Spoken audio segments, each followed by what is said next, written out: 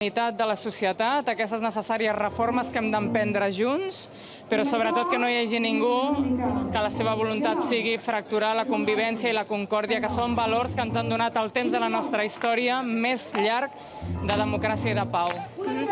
Josep, si et sembla, farem una cosa. Entrega el pinganillo, d'acord? Sí. I ara, doncs, la Carme t'escoltarà. Un segonet, Carme? Molt bé, perfecte. Agafa per aquí, un segon. Això una mica...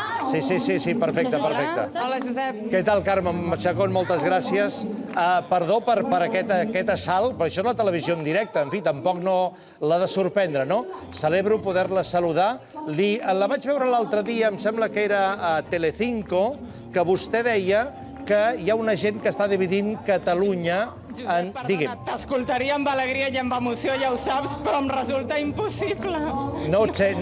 Estic sentint, ja em sap molt de greu. No em sent. Una abraçada molt forta i espero que ens veiem aviat. Quan vostè vulgui. Moltes gràcies. Et faré una pregunta en qualsevol cas. El PSC, justament un dels problemes que ha tingut el PSC ha estat el de no posicionar-se i per això vostè ara mateix es posiciona i ve a Societat a la manifestació de la societat civil catalana. Són moltíssims els socialistes que han vingut d'arreu de Catalunya i fins i tot de fora de Catalunya a reivindicar aquesta festa que vol fer la Festa de la Unitat, que vol dir alt i clar que la senyera és la nostra bandera, la que representa tots els catalans, opinem el que opinem políticament i que aquesta ha de ser la nostra festa, la de tots els catalans, opinem el que opinem políticament i venim socialistes d'arreu i crec que cada dia serem més, perquè no ens enganyem, avui estem trencant un silenci que fa molt de temps que es produeix, de molta gent que pensa que junts som més forts no només per sortir de la crisi, sinó també que junts som més forts per posar en marxa unes reformes que són necessàries. I vull aprofitar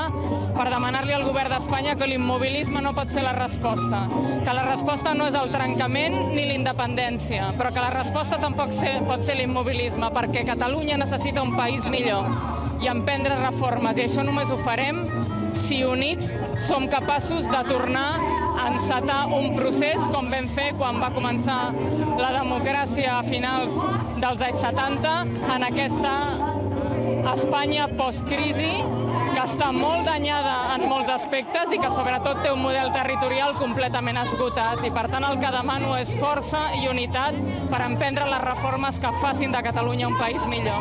Moltes gràcies. Gràcies, Carme Chacón. Sí, suposo, perquè sents... Per tant, si de cas No, deixem-ho aquí, perquè entenc perfectament que aquest servei de megafonia, a partir del moment que ha començat l'actuació, interferia qualsevol possible comunicació amb més